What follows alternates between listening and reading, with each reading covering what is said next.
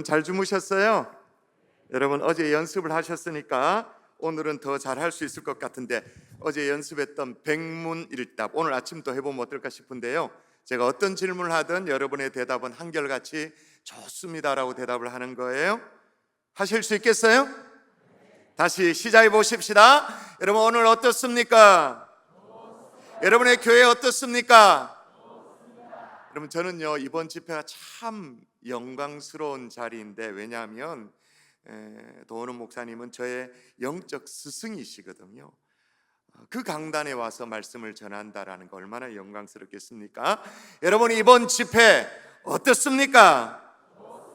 여러분 믿음의 고백대로 하나님께서 좋은 날로 우리 생애를 축복해 주실 줄 믿습니다. 여러분 한 번씩 우리는 그런 생각을 하게 되어집니다. 나는 참 지지리도 복도 없다 라는 생각, 한마디로 참 박복한 인생을 산다.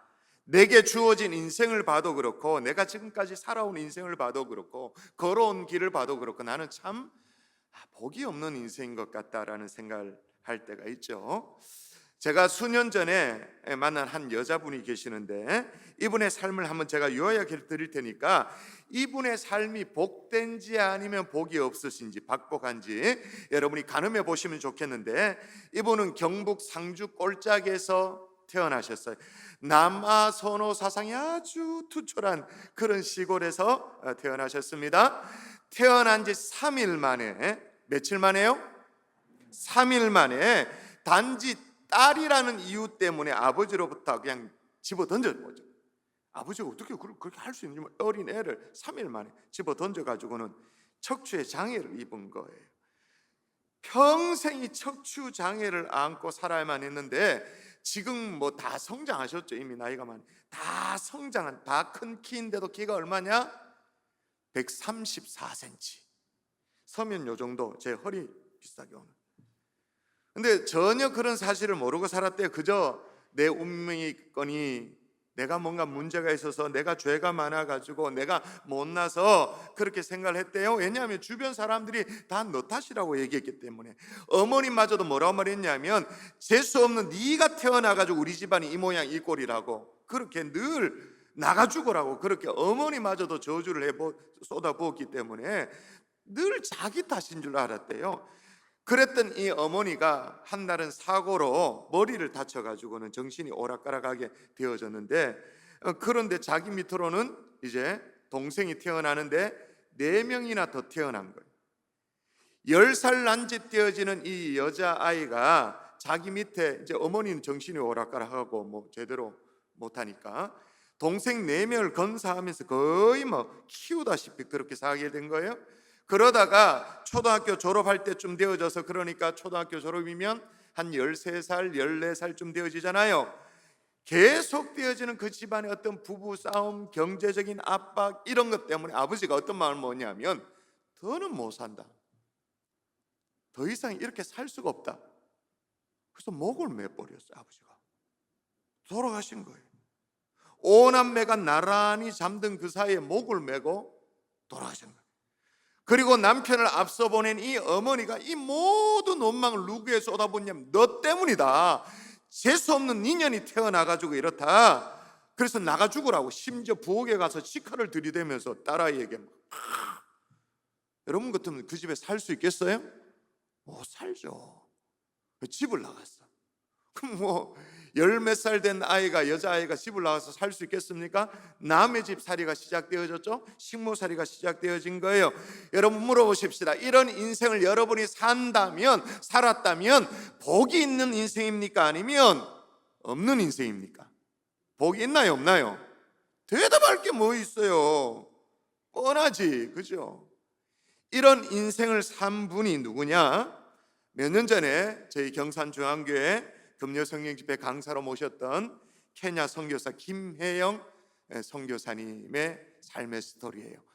그때 영상을 가져왔는데, 직접 한번 어떤 인생을 살았는지 듣도록 하십시다. 저희 고모님이 저를 불러다가 앉혀놓고 이렇게 말씀하시더라고요. 혜영아, 너희 아빠를 미워하지 말아라. 너가 이 세상에 태어나서 3일 만에 친척들이 태어난 거 축하하기 위해서 미역을 사들고 갔는데 할아버지가 야단을 치는 바람에 그 와중에 너희 아버지가 화가 나서 술을 먹고 너를 집어 던졌다.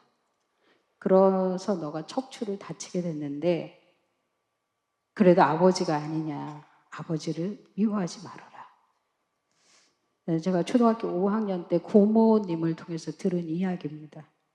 전 제가 저한테 뭔가를 잘못해서 제가 장애인이 되고 여자로 태어나고 이 세상에 태어나고 그렇게 알고 있었습니다. 근데 아버지가 실수로 그러셨다니까 일단은 내 잘못은 아니구나. 아주 안도를 했을 정도입니다. 제가 7살, 8살 때 저희 어머니가 사고로 머리를 다치셨습니다. 그리고 정신 이상이 오게 됐습니다. 그래서 어머니는 저 때문에 그 일이 일어났다고 저를 저주하기 시작하셨습니다. 그래서 저는 5남매의 맞이가 됐습니다. 제 밑으로 동생 4명이 더 태어났습니다. 동생들이 저지르는 모든 일들에 대해서 제가 다 잘못을 했습니다. 그리고 제가 초등학교를 졸업하고 한 달 후에 저희 아버지께서는 정말 이 세상 살기 너무 어렵다, 힘들다. 그래서 뭔가 결정을 하셨습니다.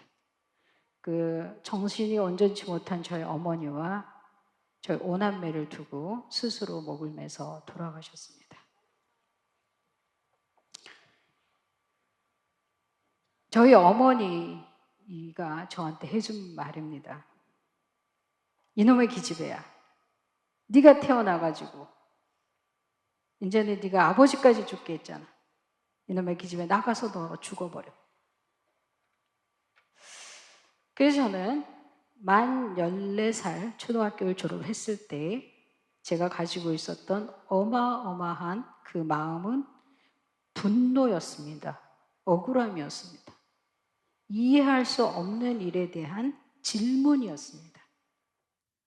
비록 이 선교사님이 초등학교 5학년 때 자신이 장애인이 되어진 것이 자기 잘못이 아니었다라고 그걸 알고 안도했다고 하지만 참 복이 없는 인생이죠. 그래서 하나님을 향한 분노, 질문이 가득했다 그렇게 말합니다. 여러분 오늘 본문의 상황도 똑같아요.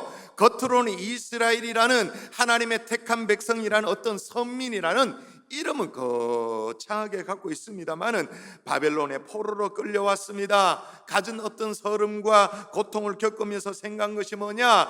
아하, 하나님이 우리를 버리셨구나. 하나님이 우리를 떠나셨구나. 이 버려졌다라는 생각, 저주를 받았다라는 생각을 지울 수가 없어요. 그래서 하나님을 향한 질문이 가득했죠. 오죽했으면 이 이사야 45장 15절 같은 구절에는 뭐라고까지 이스라엘 백성들이 하소연하냐면 하소연이 담겨져 있는 성경 구절입니다. 같이 읽어볼까요? 시작.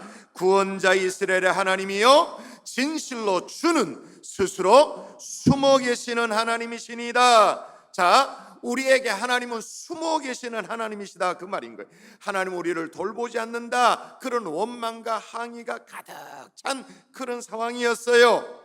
이때 누가 등장하냐? 이사야가 등장하는 거죠.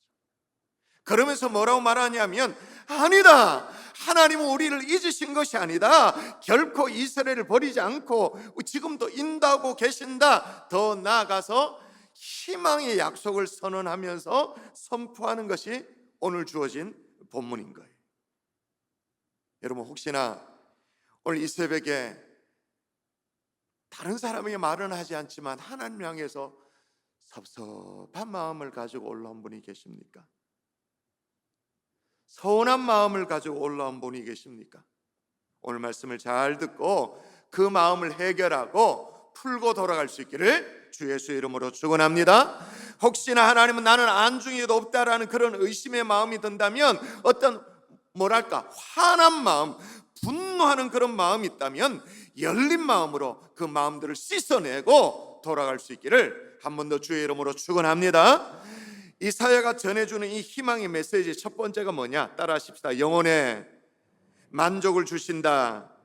오늘 본문이 그 얘기예요. 여호와가 너를 항상 인도하여 메마른 곳에서도 내 영혼을 만족하게 하며. 자, 일단 영혼의 만족을 주신다 그렇게 말합니다. 근데 그냥 그게 만족이 아니라 다 방법이 있다고 말하는데 두 가지 방법이죠. 여호와께서 너를 항상 인도하여, 두 번째는 뭐냐면 메마른 곳에서도 내 영혼을 만족하게 한. 첫 번째는 항상 인도하고, 두 번째는 뭐냐? 메마른 곳에서도 하나님이 만족하게 하신다 그렇게 말합니다. 그러니까 정말 시절이 좋을 때, 조시 좋을 때, 그때 어느 한 순간에만 인도하시는 하나님이 아니라는 거예요.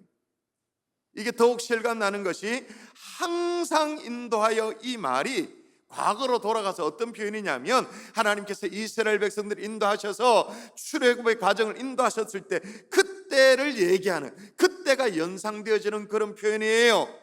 그때처럼 지금도 어떻게 해요? 만나 매출하기로, 정말 구름기둥 불기둥으로 때가 되어지면 홍해를 갈라서라도, 반석을 갈라서라도 항상 우리의 걸음걸음을 인도하시는 하나님이신 줄 믿습니다. 할렐루야. 근데 또 항상 인도하시는데 어디에서도 인도하신다고 말하냐면 메마른 곳에서도 인도하신다라고 말하는 거예요. 근데 솔직히 우리는요, 메마름을 모릅니다. 제대로 메말라 본 적이 잘 없으니까. 수도꼭지 틀면 되고, 정수기, 생수 이렇게 마시면 다 되어지는 거니까 아무 문제가 없습니다. 근데 이스라엘 백성들은 메마름을 진짜 알죠. 진짜 삶의 현장에서 메마름이 뭔지를 그냥 온몸으로 아는 사람들이 이스라엘 백성들 아니겠습니까? 그런데 메마른 곳에서는 절대 만족이 없다는 걸 알죠. 메마른 곳은 우리에게 절대 만족을 줄 수 없는 곳이라는 걸 너무나도 뼛속 깊이 알죠. 그런데도 불구하고 메마른 곳에서도 만족을 주신다라고 말하는, 이게 어떻게 가능한가? 여러분, 이유가 있어요. 출애굽의 여정을 염두에 두고 오늘 말씀을 하고 계셨다 그랬는데, 출애굽을 인도하셨던 하나님께서 어떻게 인도하셨다고 성경에 기록됐는가? 출애굽기 말씀 한번 읽어볼까요? 같이 시작. 내가 애굽 사람에게 어떻게 행하였음과 내가 어떻게 독수리 날개로 너희를 업어 내게로 인도하였음을 너희가 보았느니라. 어떻게 인도하셨다고요? 업어 인도하시는 하나님이 계시기에, 우리를 업어서 인도하시는 하나님이 계시기에 어떤 메마른 곳에서도 우리는 문제가 없는 줄 믿습니다. 할렐루야. 어느 날 한 사람이 꿈을 꿨습니다. 여러분 많이 들어본 얘기예요. 꿈속에서 그는 하나님과 함께 이렇게 해변을 거닐고 있었던 것 같아요. 뒤를 돌아보니까 이 해변의 백사장의 그 모래사장에 두 쌍의 발자국이 쫙 따르고 있는 거예요.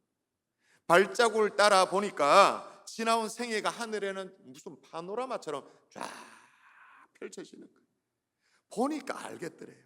생애 장면들이 펼쳐지면서 이 걸음걸음 그가 매칭되어진 어떤 장면들이 쫙 지나온 생애가 그렇게 보여지더래요.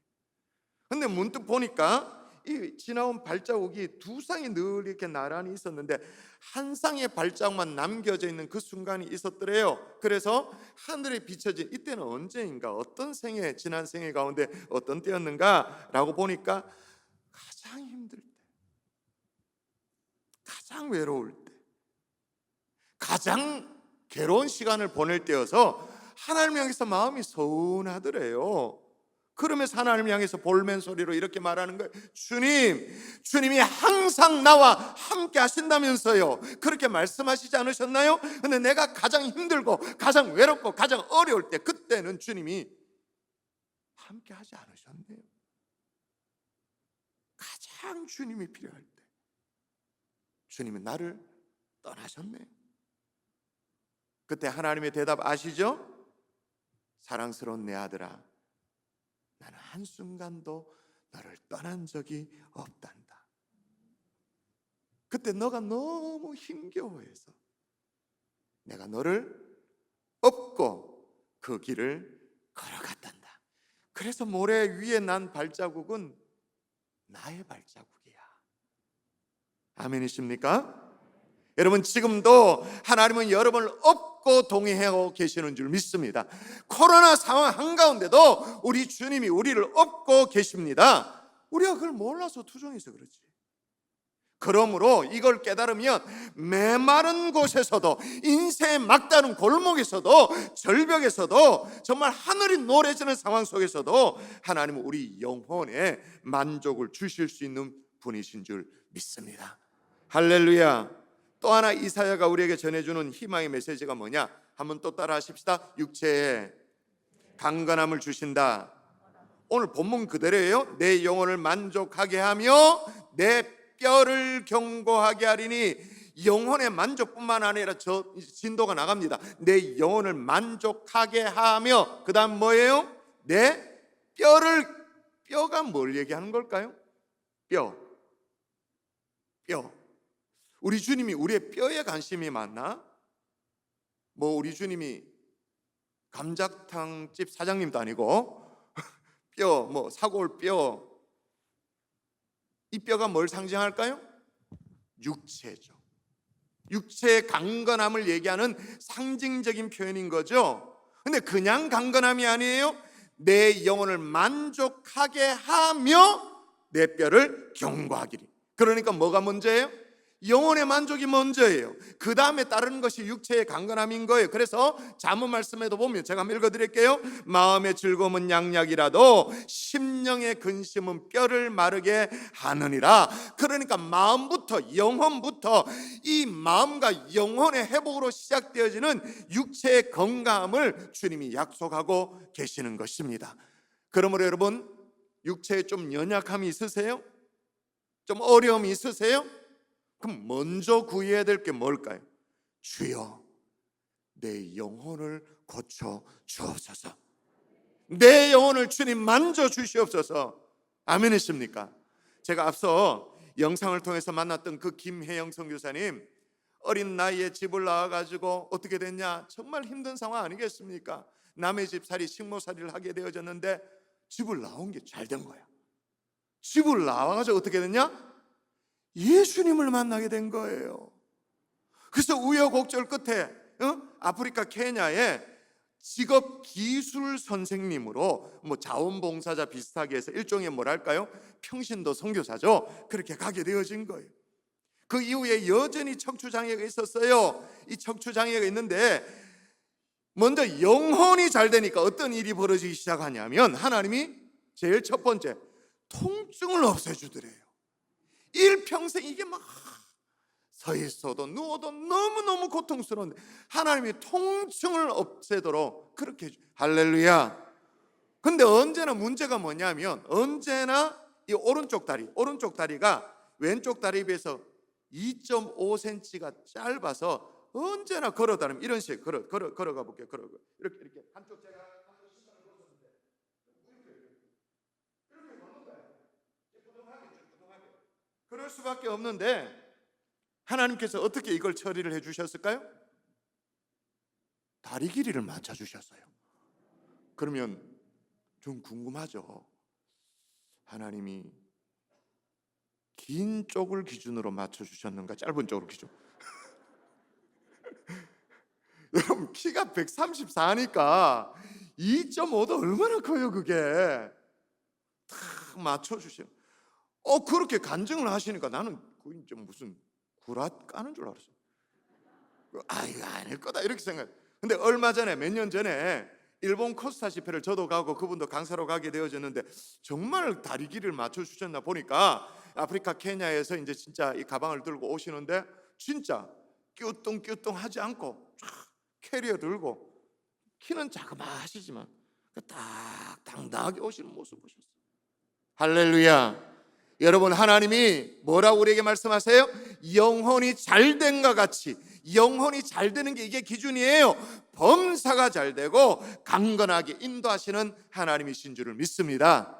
할렐루야. 또 하나, 물질의 풍요를 주시죠. 세 번째 희망의 약속인데 잘 보세요. 너는, 오늘 본문입니다, 물된 동상 같겠고 물이 끊어지지 아니하는 샘 같을 것이라. 여러분, 앞서도 말씀드렸습니다마는 팔레스틴 이 지역은 정말 메마른 곳 아닙니까? 겨울에 잠시 잠깐 비가 오고 4월부터 9월까지는 떼약볕이 내리쬐는 사막으로 변하잖아요. 그 메마른 땅에 물은 생명이에요. 진짜 생명과도 같은데 오늘 본문에 우리의 삶을 뭐와 같겠다고 합니까? 물 된동산. 아예 물이 대져 있어. 그냥 어디 길러온 정도가 아니라, 어디 날라온 정도가 아니라, 뭐 담아온 정도가 아니라 뭐예요? 물 된동산. 물이 끊어지지 아니하는 뭐예요? 샘. 할렐루야. 끝났지. 그러면 완전히. 이것도 마찬가지입니다. 뼈가 사골뼈 이게 아닌 것처럼 여기에 물은 또 상징적인 의미가 있죠. 그냥 물이 아니죠. 뭐예요? 물질의 풍요. 우리의 삶의 풍요를 얘기하는 거죠. 성경에 여러분 이 풍요를 주로 물로 종종 비유를 많이 했는데요, 우리가 익히 암송하고 있는 시편 1편에도 보면 그는 시내 가에 심은 나무가 철을 따라 열매를 맺으며 그렇게 얘기하잖아요. 우리가 암송하고 있는 시편 23편에도 보면 그가 나를 푸른 풀밭에 누이시며 쉴 만한 물가로 인도하신다 그렇게 말하고 있어요. 여러분, 하나님이 우리에게 필요한 물질의 축복도 허락해 주시는 하나님이신 줄 믿습니다. 아멘을 별로 안 하시는 분이 계시네. 아멘 좀 하이소 그냥. 에? 물질의 필요도 하나님이 필요하시면 우리에게 부어주시는 하나님이신 줄 믿습니다. 네 번째 복이 있어요. 12절. 자, 이거는 어떤 복인지 일단 여러분이 본문을 읽으면서 이건 어떤 복을 우리에게 주신다고 말하는지 여러분 대답해 보세요. 12절 읽어볼까요? 시작. 아멘. 자, 이건 어떤 복일까요? 자녀의 복을 주신다라는 거죠. 자, 정리해 보십시다. 영혼의 만족을 주는 복, 육체의 강건함을 주는 복, 그리고 물질의 풍요로움을 주는 복, 거기다 뭐까지? 자녀의 복까지도. 끝났어요. 그러면 더 이상 우리의 소원이 있을 게 없어요. 여러분, 솔직히 우리가 기도할 때 좀 이따 뭐 기도하는 시간에 쫙 찾고 막 기도할 때 말이에요, 고개를 숙이면 대부분의 먼저 머리에 떠올라지는 기도 제목 뭐예요? 부모들이요, 대답하세요. 머릿속에 떠올라지는 기도 제목 첫 번째 1번이 뭐예요? 자녀 손들을 위한 기도 제목이죠. 그죠? 부모라면 누구나 마음속에 자녀들이 기도 제목으로 먼저 탁 떠올라질 거예요. 그런데 여기서 보니까 너에게서 날짜들이 오래 황폐된 곳들을 다시 세운대요. 오래 황폐된 곳들이 뭘 얘기하는가? 어떤 곳인가? 수년 전입니다만, 수십 년 전이네 사실은. 마하트마 간디라는 사람이 이 황폐된 곳에 대해서 7가지 황폐한 곳을 얘기했는데 이게 수십 년이 지났지만 오늘날에도 이게 시사하는 바가, 그 옛날 사람이 어떻게 오늘날 또 시사하는 바가 되는지 몰라요. 7가지를 지적합니다. 첫 번째 황폐된 곳들이 뭐냐? 원칙 없는 정치. 100번 동의가 되어지죠.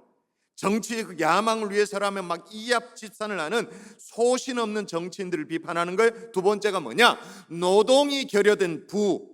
하여튼 수고하지 않고 불로소득 얻으려고 하는 거 문제다, 황폐된 곳이다 말하는 거예요. 세 번째 양심이 없는 쾌락. 네 번째 도덕성 없는 상거래. 다섯 번째 개성을 존중하지 않는 교육. 여섯 번째 인간성이 사라진 과학. 과학이 발달되어졌는데 오히려 인간성은 더 떨어지는, 인간의 존엄성을 상실하게 되어지는 그런 과학적인 발전. 마지막 7번째가 뭐냐? 희생 없는 신앙. 이게 황폐된 곳이라.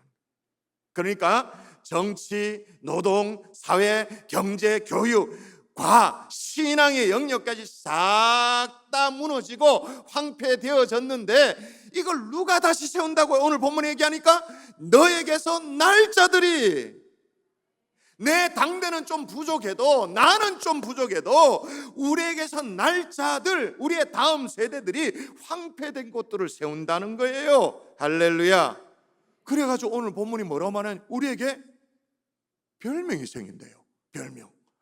주변 사람들이 우리를 어떻게 부른다고 말하냐면, 제가 읽어볼게요. 이 별명이 붙는 장면이거든요. 잘 보세요. 너를 일컬어 무너진 데를 보수하는 자라 할 것이며. 길을 수축하여 거할 곳이 되게 하는 자라 하리라. 내가 막 동네 다니면서 얘기하고 돌아다니는 게 아니란 말이에요. 내가 메가폰 잡고 동네 사람들 우리 집안이 내가 얘기하는 게 아니고 뭐라고요? 사람들이 그렇게 얘기를 해주는 거예요.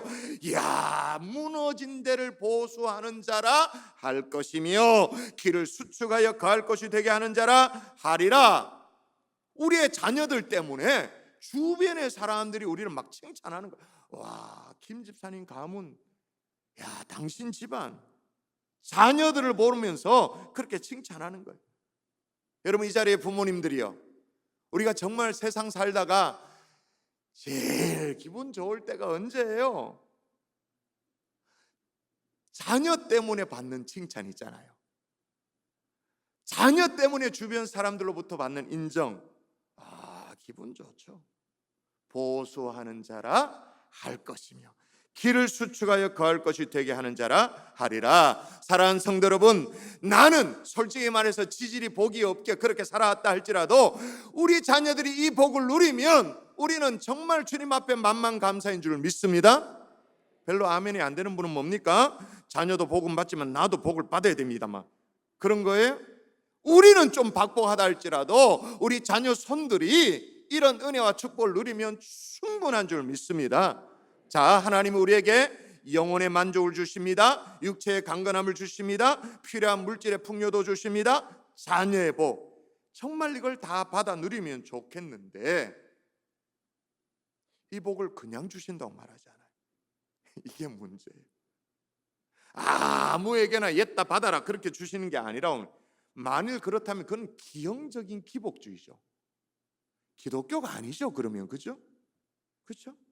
만일 그렇게 하신다면 그건 하나님이 아니신 거예요. 조건이 붙어요. 조건 첫 번째, 따라 하십시다. 부르짖을 때, 한 번 더, 부르짖을 때. 다시 오늘 본문으로 돌아가면 이 많은 축복들을 쫙 얘기하기에 앞서 제 앞에 뭐를 딱 꼽아놨냐면, 박아놨어요. 제일 먼저 딱 박아놓으면서 완전 확 박아놓고 뭐라고 말하냐? 한번 시작하는 걸 볼까요? 자, 같이 시작. 내가 부를 때 나 여호와가 응답하겠고 내가 부르짖을 때 내가 여기 있다 하리라. 할렐루야. 네가 뭐 할 때 나 여호와가 응답한다고 말합니까? 부를 때. 네가 뭐 할 때 내가 여기 있다라고 말한다고 말합니까? 부르짖을 때. 이 비밀을 아시겠어요? 부르짖을 때 그 어떤 복도, 정말 욕심나는 그 어떤 축복도 가만히 앉아 있어서는 아무것도 안 된다는 거예요. 겸손히 엎드리고 또 엎드릴 수 있는 하나님의 종들, 부르짖어 기도하는 하나님의 종들 될 수 있기를 주 예수의 이름으로 축원합니다. 그런데 궁금증이 있어요. 이상해요. 오늘 본문 이사야 58장을 잘 보면, 여러분 이스라엘 백성들인데 이스라엘 백성들 원래 물어보십시다. 기도를 많이 하는 사람입니까? 기도를 조금 하던 사람들입니까? 많이 했죠. 기도 안 한 게 아니에요. 2절에 보니까 그들은 날마다 나를 찾아, 날마다 하나님을 찾고 기도했어요. 특세라고 해서 한 번쯤 새벽에 나오는 정도 아니라 날마다. 그리고 2절 말미에 보면 의로운 판단을 위해 기도하고 하나님과 가까이 하기를 즐거워했다, 그렇게 기록을 하고 있어요. 심지어 이들은 뭐까지 했다고 말하냐면 금식까지도. 그래서 이사야 58장 금식에 관한 내용들이 있잖아요.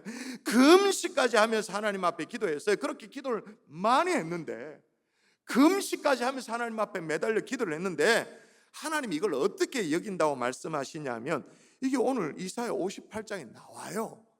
자, 우리가 그 뉘앙스를 알도록 현대인의 성경으로 제가 준비를 했는데 한번 읽어볼까요? 너희가 읽어보십시다. 시작.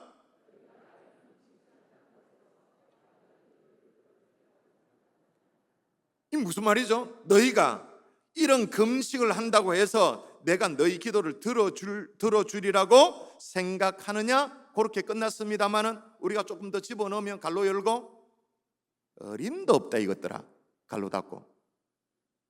또 5절 볼까요? 5절 또 읽어볼까요? 너희는 시작.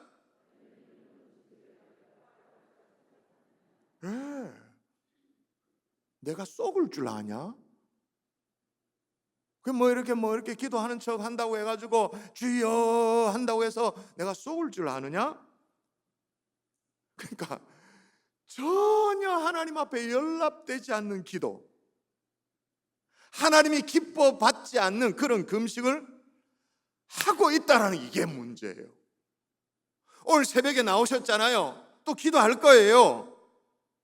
근데 하나님이 전혀 기뻐하지 않, 나는 안 썩는다. 내가 받을 줄 아느냐? 꿈도 꾸지 마라. 그런 기도를 여전히 우리가 하고 있다. 이게 딜레마예요. 보세요. 왜 딜레마냐면 우리는 했다고 생각하니까. 하나님은 언제 했는데 나는 안 받는다. 전혀 상관이 없으니까. 여러분, 그러면 어떻게 부르짖어야 될까? 이게 두 번째 조건이에요. 어떻게 부르짖어야 되냐? 따라 하십시다. 옆을 돌아보며. 이게 뭔 말인지 모르겠죠?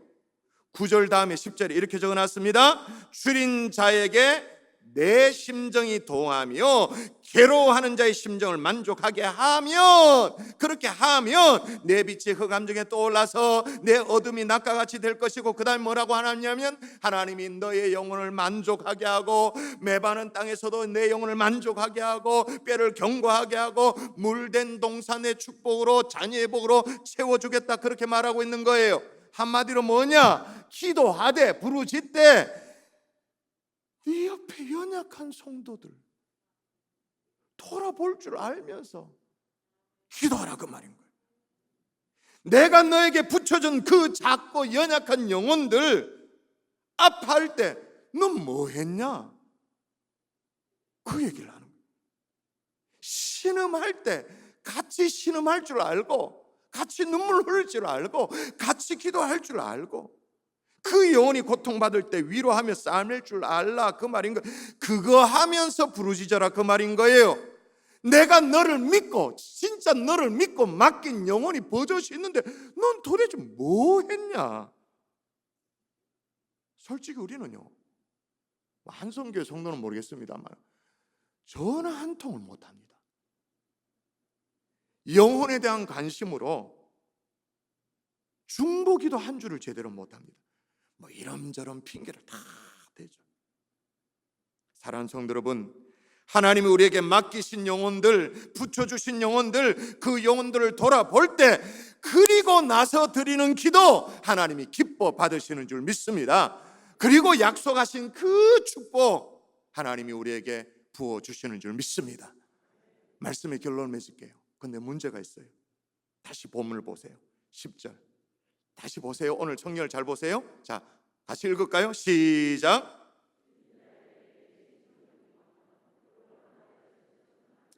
자, 저게 보니까 줄인 자에게 내 심정이 아니고 너의 심정입니다.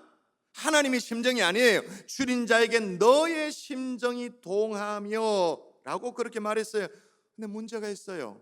하나님, 솔직히 안 동하는데 어떡합니까?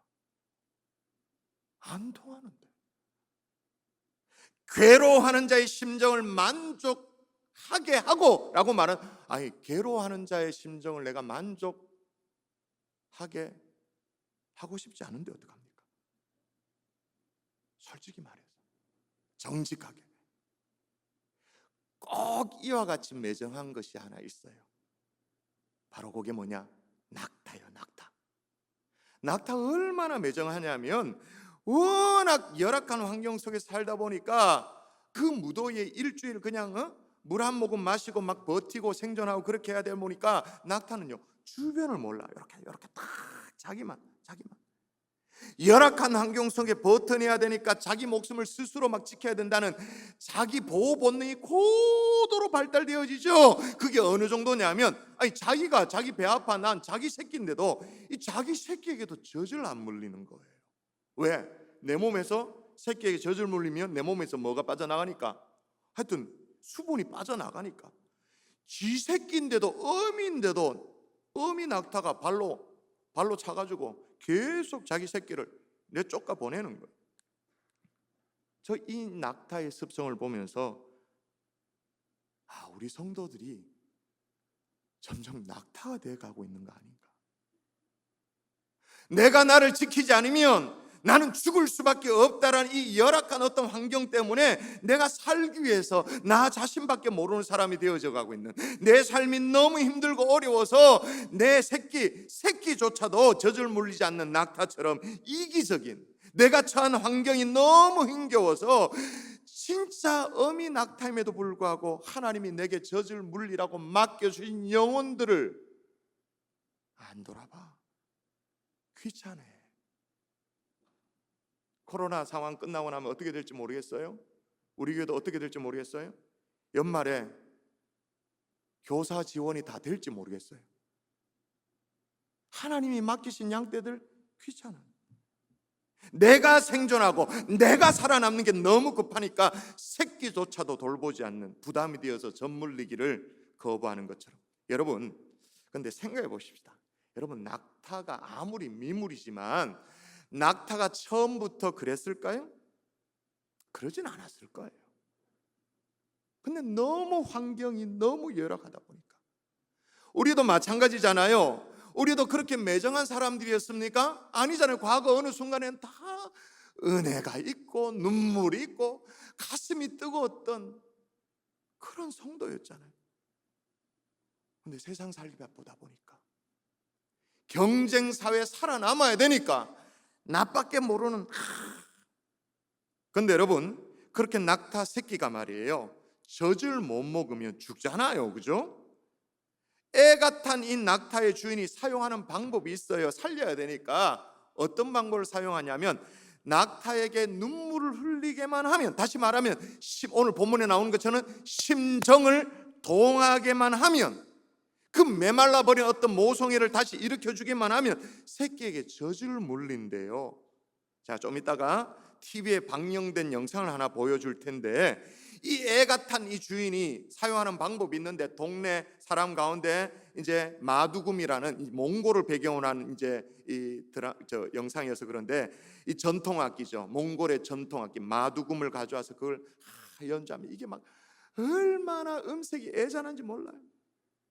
그리고 구슬프게 노래를 부르는 사람 노래를 하면서 계속 어미 낙타를 쓰다듬어 줍니다. 모성애를 다시 자극해 주죠.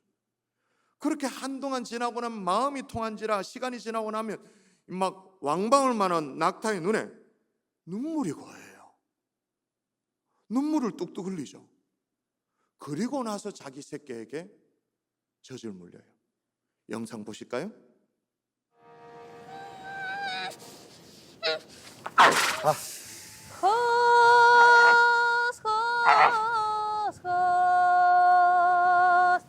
쓰다보면서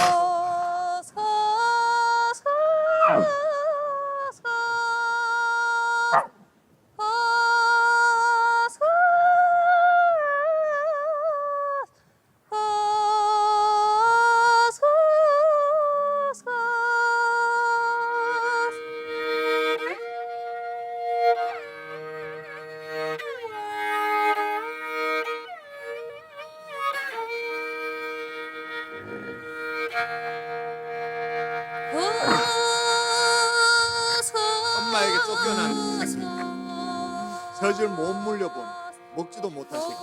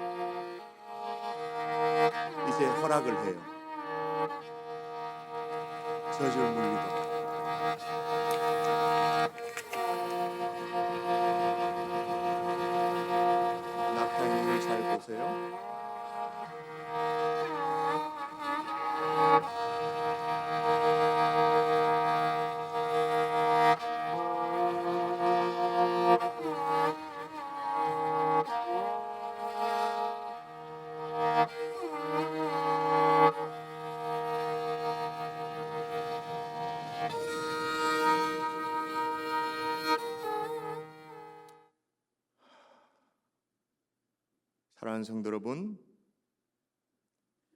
낙타가 심정이 동하니 어떻게 해요? 눈물을 흘리죠. 뭘 깨달았을까요? 내가 애미였구나. 내 새끼가 있었구나.